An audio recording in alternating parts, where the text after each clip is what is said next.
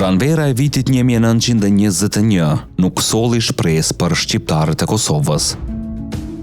Përkundrazi, ajo erdhi si një kujtesë e dhimbshme se një padrejtësi e madhe historike po konsolidohej para syve të botës. Ndërsa fuqitë e mëdha të Evropës flisnin për paqe dhe rend të ri pas luftës së parë botërore, në tokat shqiptare të Kosovës po ndodhte diçka krejt tjetër, një transformim i dhunshëm demografik, një shtypje sistematike dhe një përpjekje hapur për zhdukje. Por pikërisht në këtë errësirë dy zëra u ngritën, dy burra që nuk pranuan të heshnin, dy intelektual shqiptar që vendosën të flasin drejt për drejt ndërgjegjes së Evropës. Recep Mitrovica dhe Bedri Pejani. Kjo është historia e letrës së tyre, një dokument i fuqishëm, një akt guximi dhe një dëshmi tronditse e asaj që po ndodhte në Kosovë. Nëse ju pëlqejnë historitë të tilla që zbulojnë të vërtetat e fshehura dhe momente që kanë ndryshuar fatin e kombit ton, mos harroni të pëlqeni videon dhe të abonoheni në kanalin Histori Epike, sepse këtu do të gjeni histori që nuk i keni dëgjuar askund tjetër. Pas përfundimit të luftës së parë botërore, Kosova mbeti brenda mbretërisë serbo-kroato-slovene. Për shumicën shqiptare, kjo nuk ishte thjesht një ndryshim administrativ, ishte një vazhdim i pushtimit, një realitet i imponuar me forcë dhe pa asnjë konsultim me popullsinë vendase. Që nga viti 1913 kur Serbia pushtoi Kosovën gjatë luftrave ballkanike, kishte nisur një periudhë e gjatë dhune, masakra, djegje fshatrash, deportime dhe terror sistematik kishin për qëllim një gjë të vetme, dobësimin dhe zhdukjen e elementit shqiptar. Dhe sipas vetë fjalëve të Recep Bej Mitrovicës dhe Bedri Pejanit, kjo nuk ishte një epizod i kaluar, ishte një politikë që vazhdonte ende në vitin 1921. Ata në një letër që e dërguan te Konti de Salis në Vatikan dhe që u adresuan fuqive perëndimore, shkruanin qartë: Sistemi i shfarosjes i vendosur nga regjimi serb vazhdon. Një fjali e shkurtër, por me një peshë të jashtëzakonshme. Në nëntor të vitit 1920, rajoni i Drenicës u bë epicendra e rezistencës shqiptare. Luftëtarët shqiptar u ngritën kundër pushtetit serb, duke refuzuar të dorëzoheshin. Por përgjigja ishte brutale. Forcat serbe e shtypën kryengritjen me dhunë të pamëshirshme. Fshatrat të tëra u shkatëruan, popullsia u terrorizua dhe çdo formë organizimi u shua me gjak.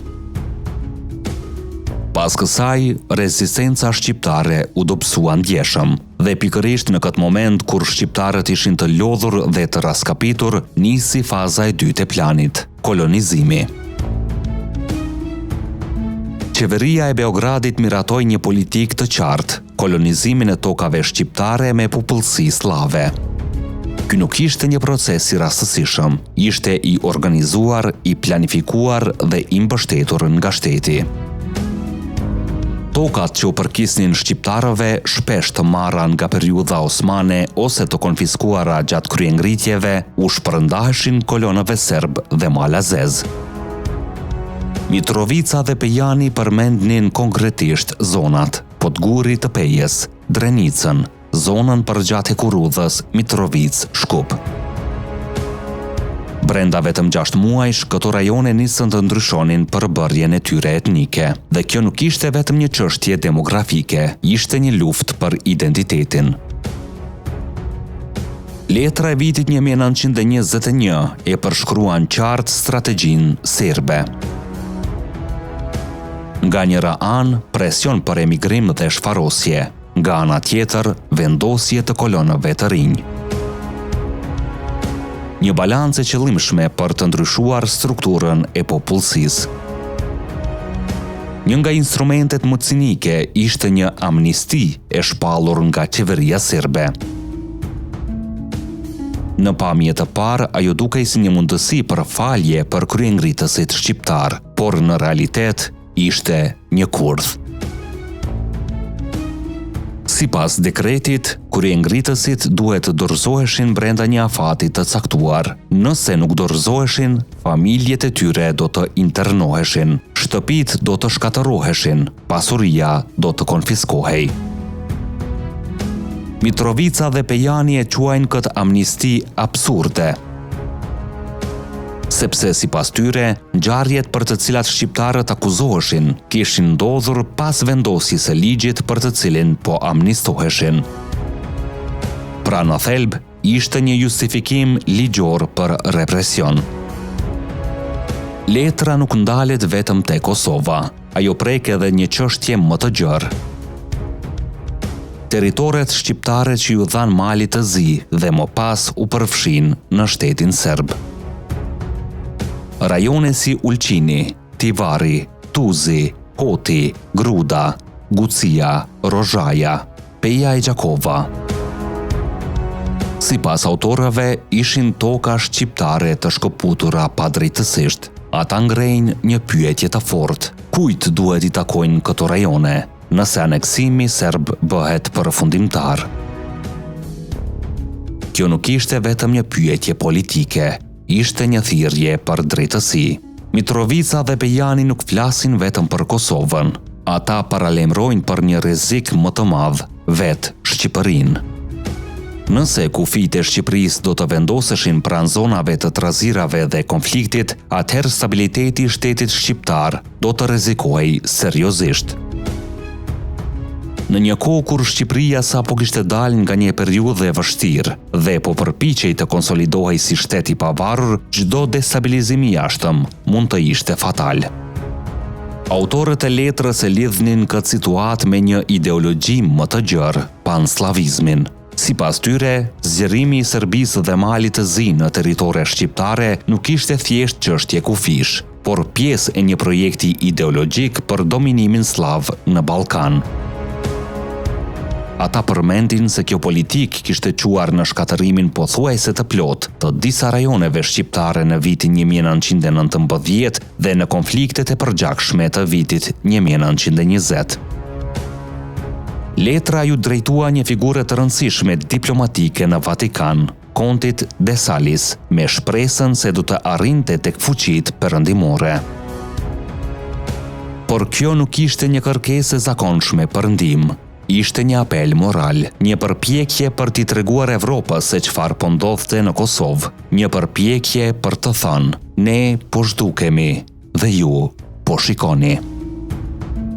Një nga elementet më të forta të këtij dokumenti është gjuha. Autorët thonë se po e shpjegojnë situatën si për një antar të familjes. Kjo e bën letrën më njerëzore, më të drejtë për drejtë dhe më të dhimbshme. Nuk ka diplomaci të ftohtë. Nuk ka fjalë të zbukuruara, ka vetëm realitet. Kjo letër sot është një dëshmi historike, një dokument që tregon se çfarë po ndodhte në Kosovë në fillim të shekullit 20. Ajo dëshmon ekzistencën e një politike sistematike shtypjeje, përpjekjet për ndryshim demografik, rezistencën e elitës shqiptare dhe mbi të gjitha, heshtjen e fuqive të mëdha. Kur e lexon këtë letër sot, është e vështirë të mos vëresh ngjashmëri me periudha të tjera të historisë së Kosovës: shpërngulje, kolonizim, presion. Këto nuk janë terma të izoluar në vitin 1921, janë pjesë e një historie më të gjatë. Edhe pse letra e Mitrovicës dhe Pejanit nuk solli ndryshimin që ata shpresonin, ajo mbeti si një dokument i fuqishëm, një dëshmi se shqiptarët nuk heshtën, se ata folën, kërkuan drejtësi. Po ju çfarë mendoni për këtë letër tronditse dhe për ata që po ndodhte në Kosovë në vitin 1921? A mendoni se Evropa mund të kishte vepruar ndryshe? Shkruani mendimin tuaj në komente, sepse zëri juaj ka rëndësi. Ne jemi Histori Epike, aty ku e kaluara rilind. Deri në videon tjetër, qëndroni krenar dhe të vetëdijshëm për gjakun që rrjedh në damarrët tanë.